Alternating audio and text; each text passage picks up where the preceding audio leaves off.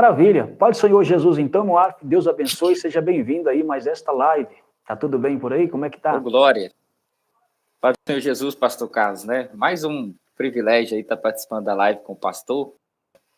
E graças a Deus, tudo beleza aqui. Tá aqui, né? Tô eu, tá minha esposa, tá lá terminando a janta também, né? Esse horário. E hoje também, né? Tava ministrando no culto lá da igreja, a gente veio correndo para poder trazer mais uma mensagem por aqui, né? Quando a gente gosta, não tem hora, não tem momento, né? É prazeroso servir a Deus e servir, né? E servir também aos ouvintes aí, esse tema também que é muito importante, né? Graças a Deus. Baseado aí na terceira carta do Apocalipse, hoje é Pérgamo, né? A igreja de Pérgamo. Então, meu irmão, fique à vontade aí, deixa Deus te usar. Eu vou desligar o meu microfone aqui para não atrapalhar o irmão, porque de vez em quando dá vontade de dar uns glória aqui e aí acaba interferindo aí. Então, vou desligar meu microfone aqui e o irmão pode ficar à vontade aí, em nome de Jesus, tá bom?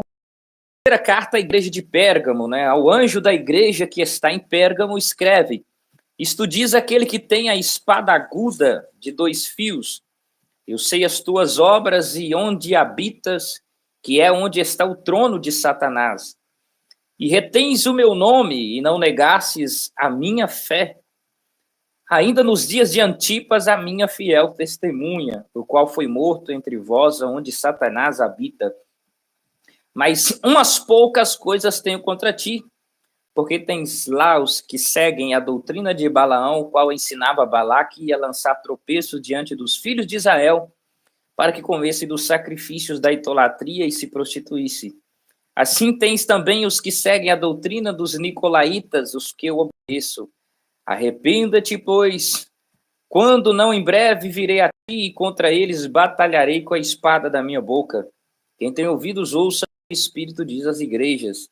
Ao que vencer, darei eu a comer do maná escondido e dar-lhe-ei uma pedra branca e na pedra um novo nome escrito, o qual ninguém conhece, senão aquele que o recebe. O glória da palavra de Deus, né, nesta noite, do que abençoado o livro de Apocalipse. Quero trazer apenas uma introdução rápida até a gente chegar aqui nessa terceira carta, porque a gente vê sempre Deus controlando, né, os acontecimentos e a história, né, do seu povo, da igreja em si.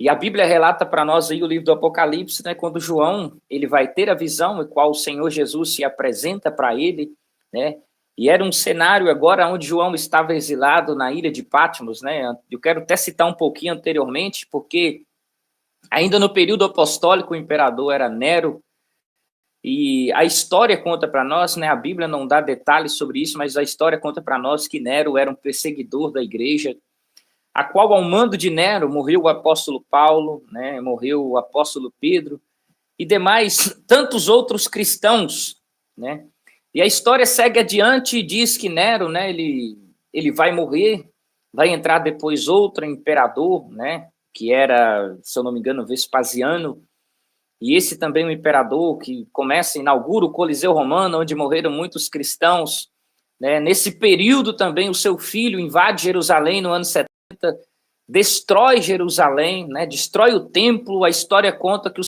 cavalos escorregavam no sangue, né, dos judeus. Jerusalém foi extinta até o ano 48, né, que ela volta a ser nação, cumprindo a profecia que Jesus disse que não ficaria pedra sobre pedra que não fosse derribada. Mas agora no cenário aqui se levanta Domiciano, né, que é um dos primeiros imperadores aí a rogar para si o título de rei, né, de imperador e de Deus e de Senhor.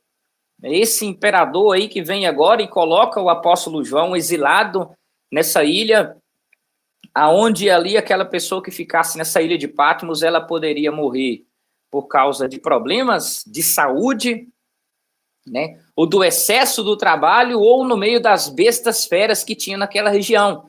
Então sabemos que o apóstolo, o homem de Deus, está num ambiente, né, desfavorável a ele, um ambiente de sofrimento, e enquanto o imperador Domiciano tentava fechar todas as portas para o homem de Deus na terra, uma porta se abre no céu. E o que eu acho interessante é isso, pastor Carlos, porque Homens tentam fechar portas para nós aqui na terra, e às vezes conseguem fechar portas para nós aqui na terra, mas as portas do céu continuam escancaradas. Até aqui mesmo em Apocalipse capítulo 3, Jesus disse para a igreja de Filadélfia, né, eis que diante de ti eu pus uma porta aberta, eu tenho as chaves de Davi, eu sou aquele que abre e ninguém fecha, o que fecha e ninguém abre. Então talvez eu esteja falando para alguém aqui nessa noite que as portas têm se fechado para você, mas as portas do céu continuam abertas, e principalmente para que o Senhor possa ouvir o seu clamor e a sua petição. Quando aparece para João e o Senhor diz, sobe cá, né? Mas antes do sobe cá, o Senhor aparece para João e ele não vê aquele Jesus que está desfigurado, né, com a coroa de espinhos na sua cabeça, ele não vê aquele Jesus debilitado, sofrendo, que precisou de ajuda de um Simão Cirineu ajudá-lo a carregar a cruz, não. O João que Jesus vê, o Jesus glorificado, né, o seu rosto é resplandecente, né, é um Jesus de fogo, é um Jesus com os olhos como chama de fogo, é um Jesus mais branco do que a neve, é o Jesus glorificado. E ele, quando vê, ele cai como morto, diz a palavra. Tão forte foi o impacto daquela visão, ele diz, eu caí como morto. E o Senhor se manifestou a João e disse, olha, eu sou aquele que eu fui morto, mas eu estou vivo pelos séculos dos séculos. E ele não disse que tinha, e nem que tomou, que pegou, mas ele disse, eu tenho as chaves da morte e do inferno. E Jesus disse para João, João, escreve as coisas, as que são, né, as que são presentes, e as que vão acontecer, as coisas futuras também. E quando ele escreve de coisas presentes, né, no momento presente ali, então João começa a ouvir Jesus dizendo para ele, se referindo sobre as igrejas da Ásia, né, mais conhecido hoje como a atual Turquia. E os irmãos acompanharam aí, né, preciosamente os estudos anteriores, que já dá-se início, começando pela igreja de Éfeso, né, depois passando pela igreja de Esmirna, e hoje nós chegamos à igreja de Pérgamo, né? E o tema que eu poderia colocar, que é escrito e redigido para a igreja de Pérgamo, é o perigo da igreja se misturar com o mundo. Esse seria o tema que resume a mensagem para Pérgamo. Porque há um perigo, pastor Carlos, da igreja ser uma igreja fervorosa, da igreja ser uma igreja carismática, de uma igreja até ter doutrina.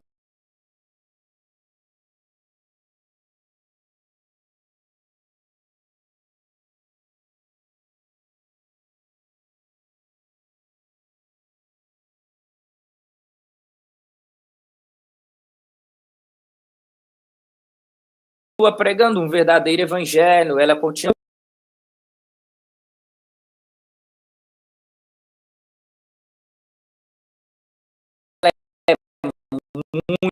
muito atual. O que eu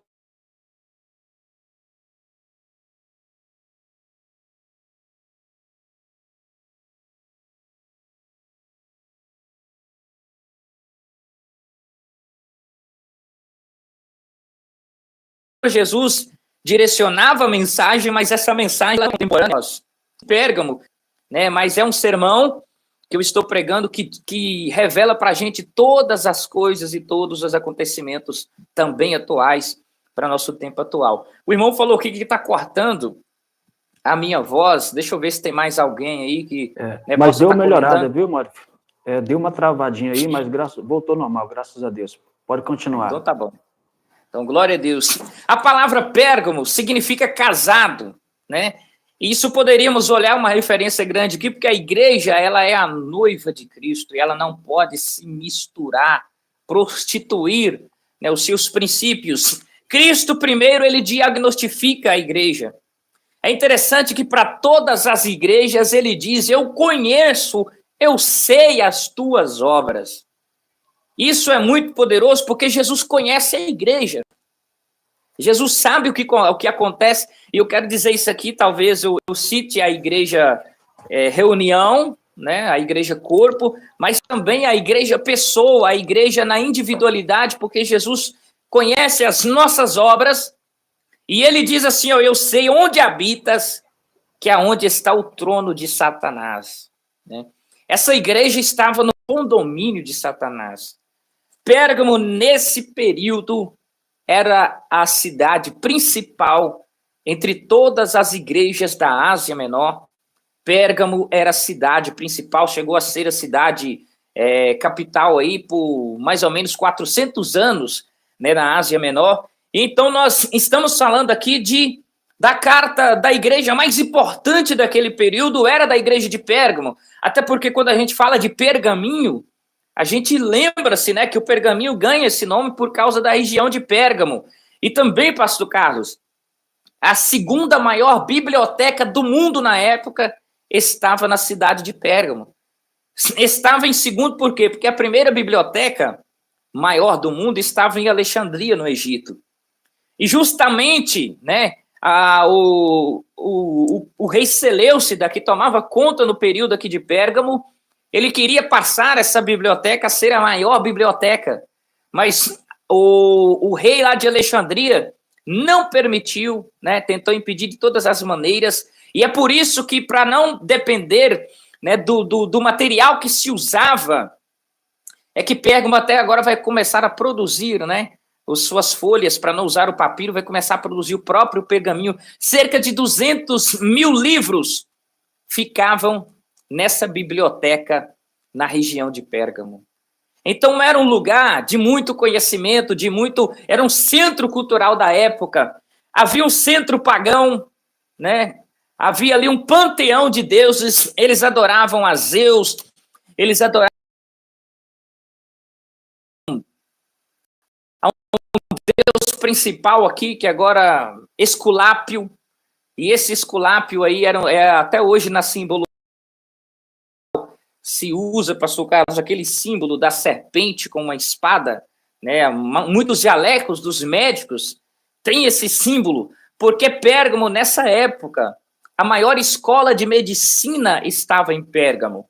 Então, tinha uma adoração muito grande, né, a essa Esculápio. Então, era um lugar de muito conhecimento por causa da biblioteca, né, um povo intelectualmente muito formado, e também um lugar muito místico e também de adorações pagãs e culto aos demônios.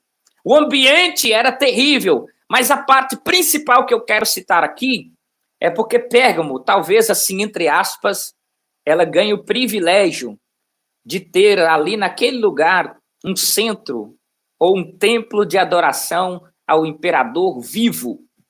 Era comum se adorar e oferecer incenso aos imperadores quando eles morriam, mas ali em Pérgamo tinha um lugar que adorava o imperador vivo, e por isso se dá o nome, o trono de Satanás, porque o lugar aonde estava um templo de adoração ao próprio imperador vivo estava em Pérgamo. Isso fazia com que as pessoas que estimavam ao imperador tivessem que oferecer incenso e sacrifício para ele uma vez por ano. O Império Romano em si não proibia as pessoas de fazer os seus cultos, as suas adorações. Poderia se adorar a qualquer deus que aquelas pessoas quisessem, desde que eles cumprissem com o rito de reconhecer os Césares, né, os imperadores, como Senhor e Deus. Poderia adorar qualquer outro deus, mas nós sabemos que o cristianismo é monoteísta. Nós só podemos servir a um único Deus, que é o Deus criador dos céus e da terra, né, que é o nosso Senhor Jesus Cristo. Eu me lembro de Policarpo de Esmirna, com 86 anos de idade, e Policarpo é levado, né, para morrer, e eles colocando ali, tentando queimar o corpo de Policarpo, e dizer para ele, nega o teu Senhor, olha, Policarpo, você já tem 86 anos, que coisa é essa? Se você é só negar aqui, nós declaramos encerrado esse julgamento, mas Policarpo vai dizer assim, como eu há 86 anos eu o sirvo, desde a minha adolescência eu o sirvo, e ele nunca me fez mal algum, como eu posso negá-lo? Como eu posso rejeitá-lo? E essa era a fé que habitava no coração de muitos. Mas na igreja de Pérgamo, então, o Senhor Jesus fala assim, ó, vocês retêm o meu nome, não negastes a minha fé. Aqui tem pessoas na igreja de Pérgamo que tinham disposição de serem martirizados. Eles têm uma fé de serem mortos. Retém meu nome, não negastes. E ainda a Bíblia cita sobre Antipas, E um pai da igreja chamado Tertuliano de Cartago, ele chegou a dizer que esse Antipas, né, ele foi morto dentro de um boi de bronze, um boi vermelho. E Antipas, ele é colocado ali, eles colocaram uma fogueira, né, debaixo daquele boi de bronze, acenderam o fogo e começava a queimar, mas e aí a história chega a dizer que enquanto Antipas ia sendo aquecido naquele boi de bronze, ele louvava o Senhor. A voz daquele homem começava a diminuir conforme o fogo ia aquecendo, mas chegava momentos que ele cantava em gemidos de dores. E as pessoas do lado de fora começavam a se converter ao Senhor, vendo a forma que aquele homem morria. As pessoas eram comovidas pela morte dos cristãos. E Antipas, então, selou a fé com seu próprio sangue. Provavelmente foi um presbítero daquela igreja que o Senhor diz assim, ó, ele é minha fiel testemunha. O original grego chega a dizer assim, ó, a minha fiel testemunha, mas é a testemunha fiel, porque além dele ser testemunha, ele era muito fiel ao Senhor. E ele foi morto aonde? Onde Satanás habita. Justamente nesse ambiente. Mas o Senhor, além dele falar e elogiar a igreja, ele diz, mas eu tenho algumas poucas coisas, eu tenho contra ti, porque tens lá os que seguem a doutrina de Balaão. E nós lembramos muito bem qual que é a doutrina de Balaão. Balaão foi um profeta que Balaque chegou, né? A gente conhece esse estudo aí no Antigo Testamento, e Balaque subornou, comprou o Balaão, e o Balaão começa a tentar profetizar contra o povo de Israel, mas Deus usava os lábios do Balaão para abençoar, e o Balaque dizia assim, mas eu te pago para amaldiçoar o povo, e você vai lá e faz o contrário. E Balaão falou assim, como eu posso amaldiçoar aqueles a quem Deus abençoou? Oh, glória! Né? Então não vale, irmãos, maldição contra aqueles que são guardados pelo sangue de Jesus, por aqueles que são cobertos pelo sangue de Jesus, mas Balaão vai criar uma estratégia e dizer assim, olha, Balaque, eu tenho uma estratégia.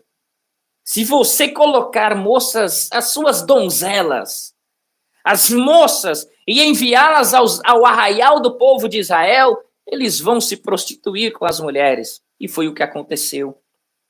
Então, Balaão, ele incentiva Balaque, e essa doutrina da mistura infiltra, né, aquelas mulheres no meio do povo de Israel e a contaminação com o pecado. Então, eles seguem a doutrina de Balaão. Essa mistura com o pecado, com a imoralidade. O problema daqui não é a fé. O problema daqui não é a questão de ter a doutrina, né? Mas é porque tinha umas pessoas lá que ouviam os ensinos de Pérgamo, da igreja, mas seguiam também outras doutrinas, então há um problema de moralidade da igreja de Pérgamo. E isso também há frequentemente nos nossos dias. E o qual ensinava Balaque a lançar tropeços diante dos filhos de Israel, para que comessem dos sacrifícios da idolatria e se prostituíssem. E assim tens também os que seguem a doutrina dos nicolaítas, o quais eu também aborreço. Tem os que seguem. E eu vejo aqui que na igreja de Éfeso, eles rejeitavam a doutrina dos nicolaítas. Eles abominavam a doutrina, mas aqui tem os que seguem a doutrina dos nicolaítas, os quais eu também aborreço, diz o Senhor. E isso aqui eu acho interessante, queridos ouvintes, porque hoje em dia há uma forma das pessoas quererem humanizar Deus e dizer, olha, não importa o que você faça, Deus não se ira. Não importa o que você faça, Deus está continuamente feliz e alegre e ele não sente ira, nada pode deixar o Senhor mudado. E ele próprio disse, eu também aborreço a doutrina dos nicolaítas. O apóstolo Pedro chegou a falar de Nicolau. E a doutrina dos nicolaítas era o seguinte, enquanto o apóstolo Paulo dizia, por exemplo, que aonde abundou o pecado, superabundou a graça, eles pervertiam esse versículo bíblico e diziam assim, ó, se a graça suficiente, se o pecado é muito grande e a graça suficiente para esse tipo de pecado, então o correto é que o crente peque muito para que ele possa usufruir dessa graça que ele tem sobre ele. Parece, aparentemente, com a hipergraça atual, não é, que nós vemos correr nas igrejas, em muitas das igrejas. E então eles ensinavam, olha, pequem, pequem e pequem, para que vocês possam então ver a graça de Deus. Essa era a doutrina dos nicolaítas, uma libertinagem desenfreada. E isso faz parte do quê? A mistura com o mundo. É o tal do tem nada a ver, isso não tem problema. E aí o crente começa a se adequar ao mundo, e Paulo falou assim, ó, não vos conformeis com esse mundo.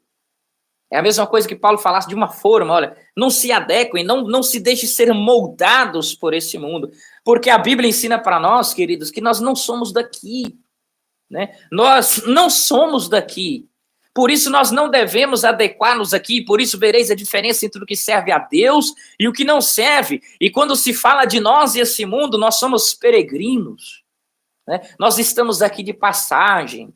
E o apóstolo Paulo, por várias vezes, ele ensina para nós, só na carta aos Filipenses, lá no capítulo 1, versículo 23, Paulo chegou a dizer assim, ó, eu sinto o desejo de partir e estar com Cristo, porque o céu é melhor. Lá em Filipenses 3 e 20, ele chega a dizer assim, ó, mas a nossa cidade está nos céus, o qual aguardamos a manifestação do nosso Senhor e Salvador Jesus Cristo, que transformará o nosso corpo abatido num corpo de glória. E Paulo ainda diz assim, ó, e num corpo semelhante ao do nosso Salvador. Então o que conforta você, querido irmão e querida irmã que me ouve, é que isso tudo vai se passar. A minha cidade, a sua cidade está nos céus. E olha, o seu corpo que sofre com enfermidade, talvez eu esteja falando aqui com pessoas que tomam remédios de controle diário para diabetes, para hipertensão, né? A pressão arterial fica descontrolada, para dormir, para ansiedade, para depressão. Eu quero te dizer que lá no céu isso não vai existir. O seu corpo é o corpo de glória, é o corpo revestido da glória do Senhor, semelhante ao corpo de Cristo. E o Senhor disse, eu também aborreço e detesto a doutrina dos nicolaítas. Queridos irmãos, é necessário nesse tempo atual a igreja se levantar contra os falsos ensinos e os falsos profetas. Enquanto nós nos calamos e conhecemos a verdade, os falsos profetas estão fazendo curso de linguística, de oratória, né, para poderem pregar uma mensagem com eloquência e deturpando a palavra de Deus, e nós nos ocultamos. Mas dentro da era da igreja, os homens de Deus se manifestavam, expunham os falsos profetas, combatiam os falsos profetas. Na era patrística, que são aqueles homens que surgiram depois dos apóstolos, eles trabalhavam, oravam, dormiam em cima da Bíblia para estudar e poder combater os hereges e os falsos ensinos que apareciam. Mas no nosso tempo atual, às vezes nós gostamos de compartilhar um vídeo criticando os falsos profetas, mas nós mesmos não os combatemos porque não temos o hábito de estudar a verdade das Escrituras. Então o Senhor disse, eu aborreço os nicolaítas e a doutrina deles. E a palavra do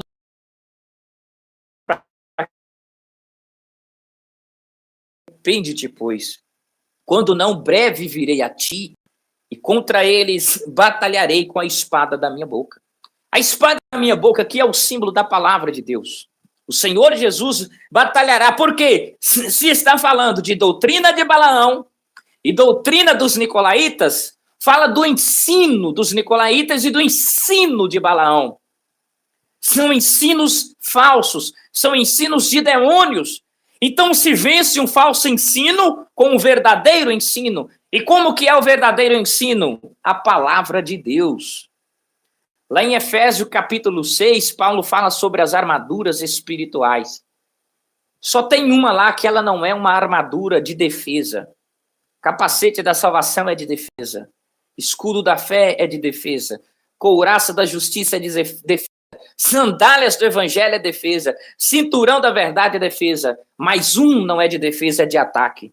Espada do Espírito, que é a palavra de Deus.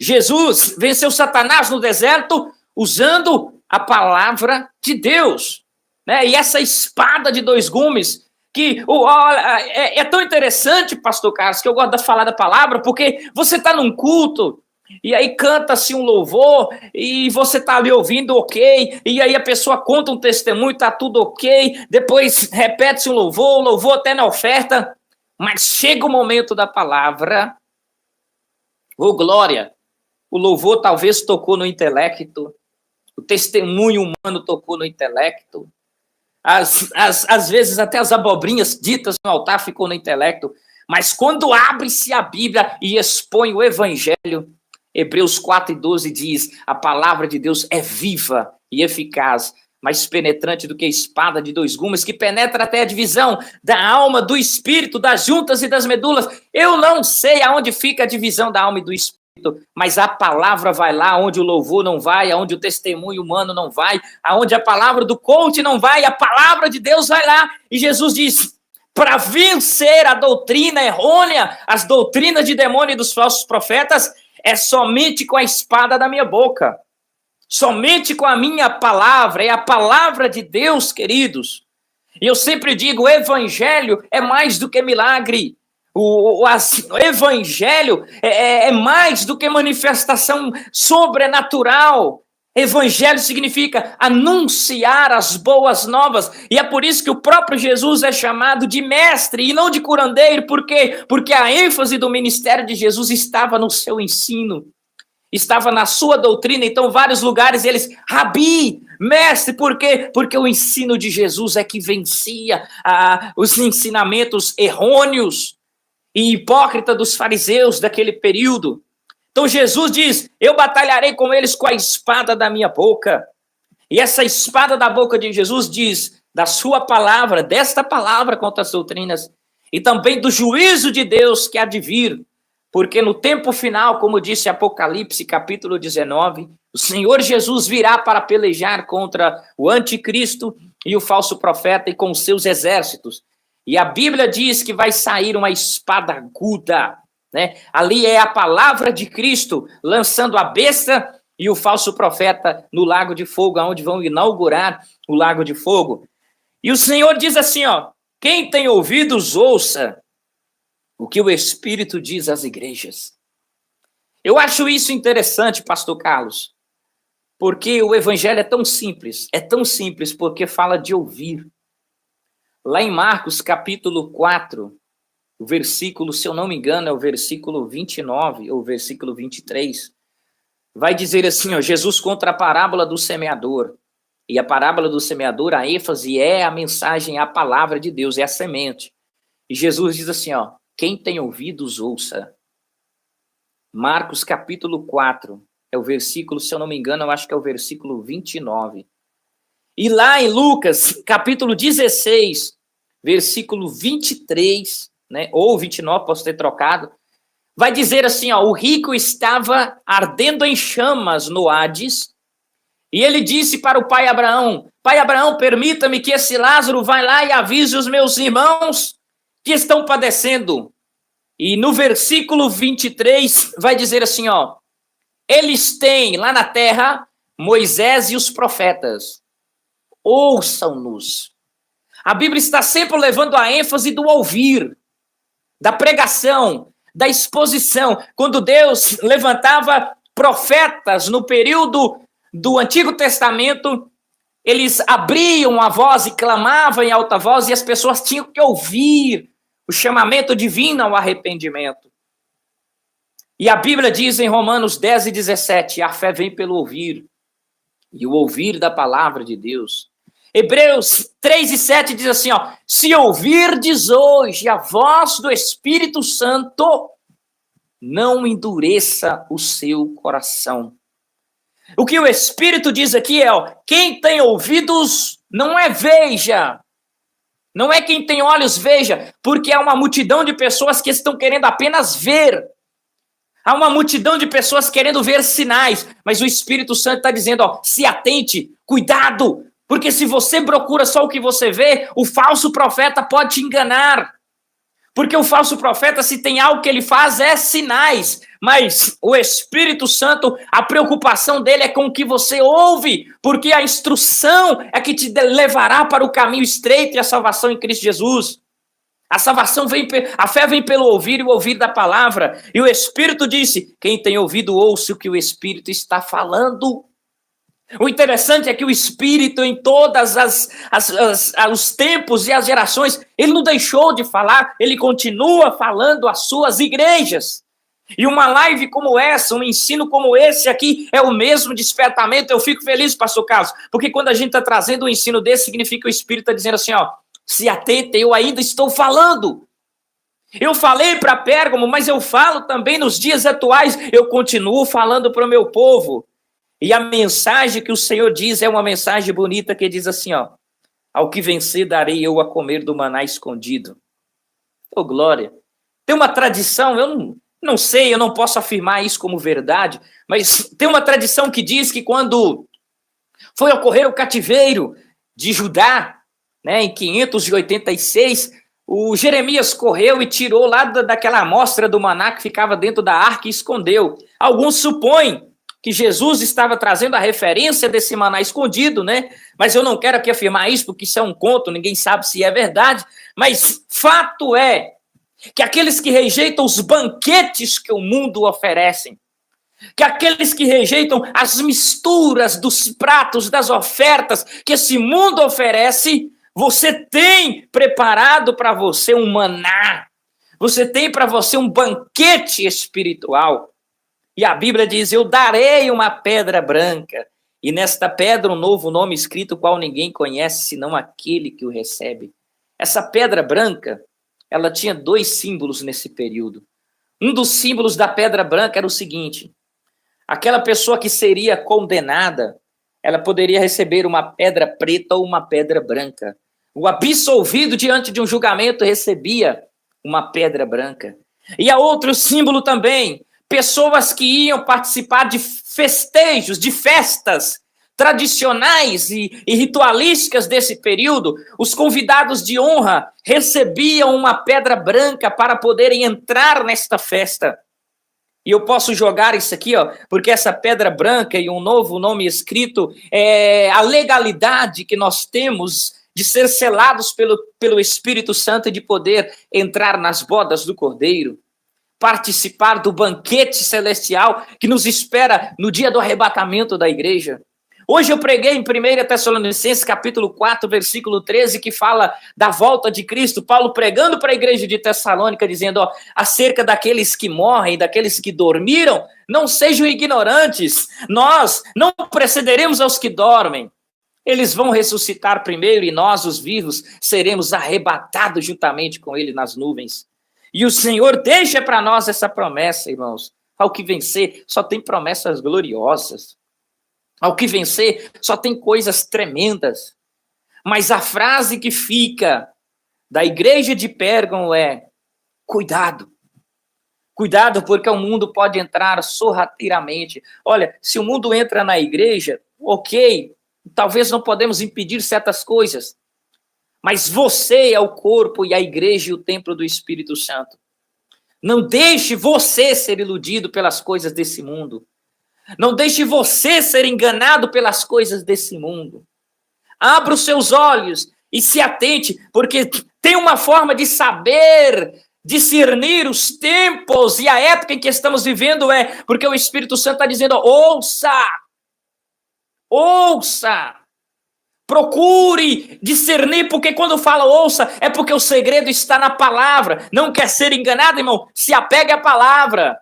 Oséias capítulo 4, versículo 6, o meu povo é destruído porque lhes faltou conhecimento. Estude, leituras, e o Espírito está falando no meio do povo. Igual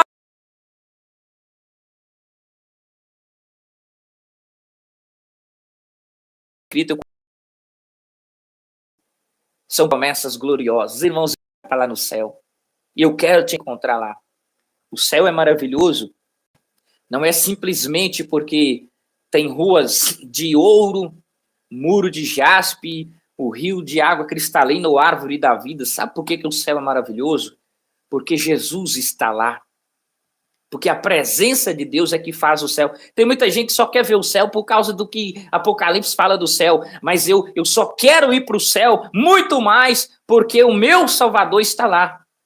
Se eu tivesse no inferno com Cristo, né? Tendo a palavra, se eu tivesse no inferno com Cristo, o inferno seria o paraíso. O que torna um ambiente maravilhoso, querido ouvinte, é a presença de Jesus no lugar.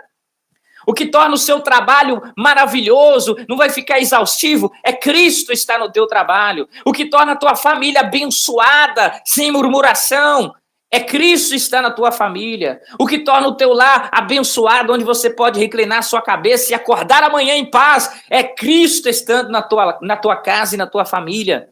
Então é a presença de Deus é que torna tudo importante. E como essa igreja, Jesus não queria ficar de fora dela, estava tentando. Arrepende-te, porque a palavra para hoje atual é arrependimento. As igrejas, exceto Esmirna, né, e Filadélfia, que não receberam repreensão do Senhor, todas elas precisavam se arrepender. Que Deus continue falando ao coração de cada um de vocês, né? E que o Espírito Santo de Deus continue falando ao coração de cada um dos irmãos. Eu retorno a palavra aqui para o pastor Carlos.